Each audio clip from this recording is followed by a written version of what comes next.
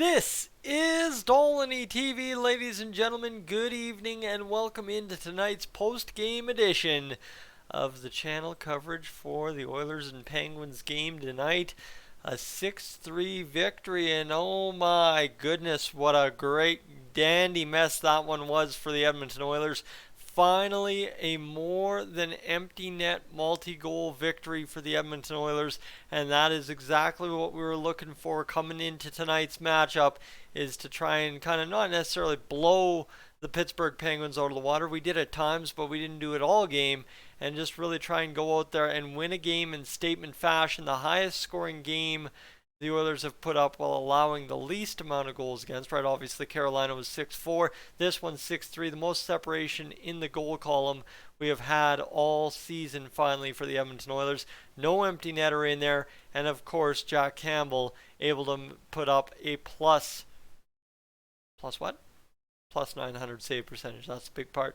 So for the Penguins, things were going pretty good after that first period. I'm going to go right into the scoring summary. Folks, if you're new to the channel, what I want you to consider over the next 5-10 minutes, whatever it takes me to get through tonight's game review, I want you to consider hitting that subscribe button and sticking around for Dolynny TV.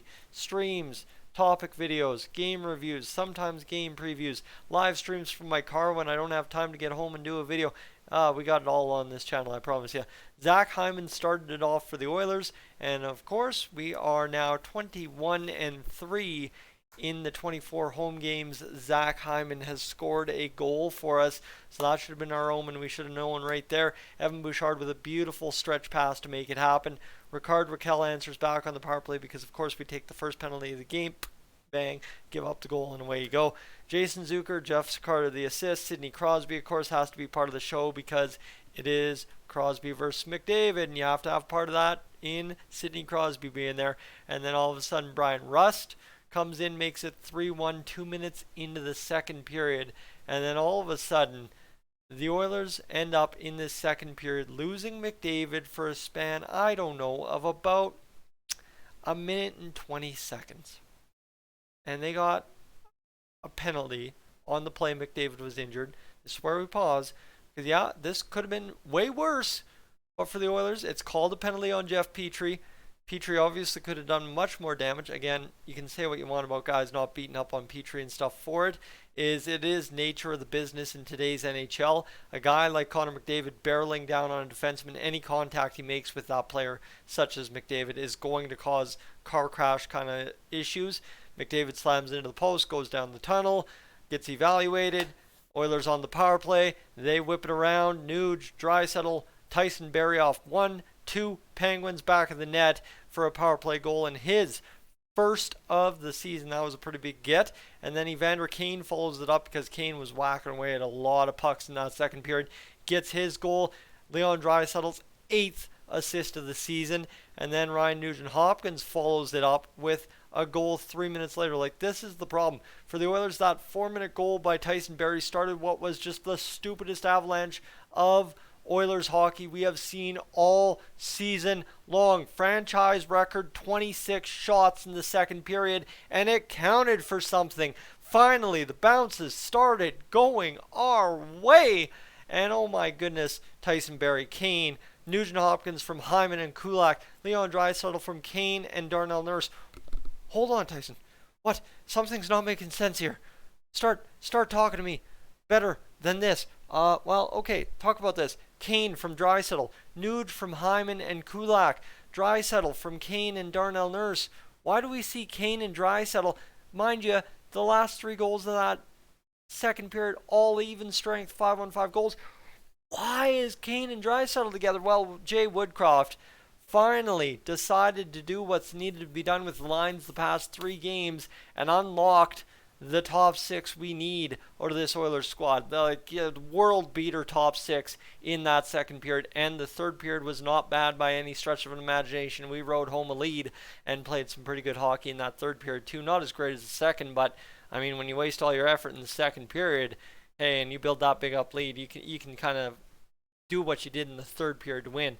But right, Draisaitl, Kane, and Yamamoto. So you've got that Draisaitl, Yamamoto second line with a finisher like Evander Kane, right? Big get. And then you move up Nugent Hopkins up there with Hyman and McDavid, and you got that Nuge Hyman connection from the second line prior, and you got Connor McDavid, the world's best player, on the top line. Addition to those two guys. Whoo!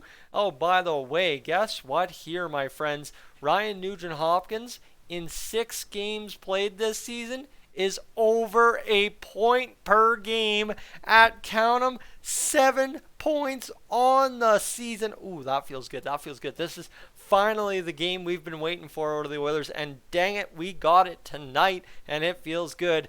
And then, yes, this is the big part for the Oilers, is you have technically what is the fourth line on the ice late in the third period. It was really a do-nothing period for either team. The Oilers getting good goaltending out of Jack Campbell to shut it down in the third, which, hey, you need that sometimes, even in high-scoring affairs. And for Ryan McLeod, he takes a feed, and I mean, what a beautiful feed from Derek Ryan.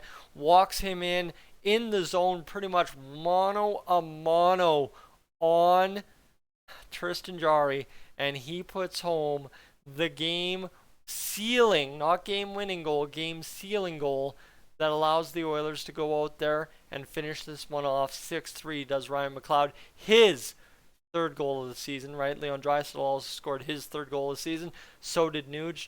Kane's second, Barry's first, and Zach Hyman's second. So the Oilers starting to build up the goals for everybody and well distributing it in this game.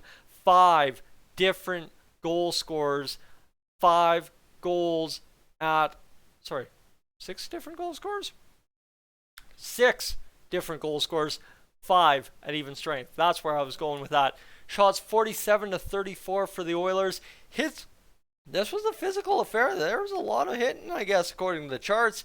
32-27 for the Penguins, but this is one of the rare nights early on in the season where the Oilers haven't actually out-hit their opponents.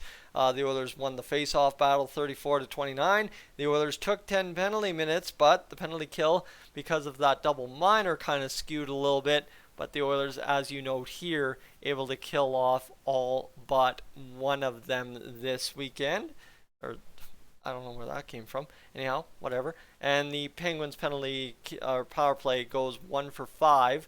So the penalty kill gets 80%, which means it bumps up from that 72.7 to probably about 73.6 on the season, which is an improvement. And the Oilers power play goes 33%, and away you go with the victory tonight. Leon Draisaitl, 3 points on the night. Nuge with 2, and of course Kane with 2 as well. And for the Oilers, it was a big get in net with Jack Campbell. 3 goals again, so he lowers the GAA, and he ups the save percentage, 9-12, and I cannot imagine how much the fancy analytics like Jack Campbell tonight, because it was a great game. And the best part about this was every Oiler was on it in that second period. Every single Oiler that jumped over the bench after the goal to begin the second period for the Penguins were on their poop getting the job done.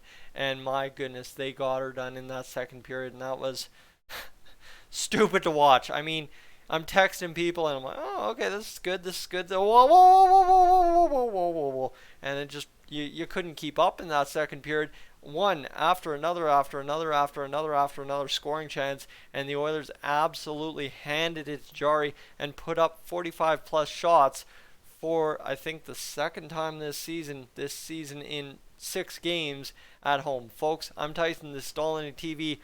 No panic in the world of the Oilers tonight. We're back to 500 and all is well.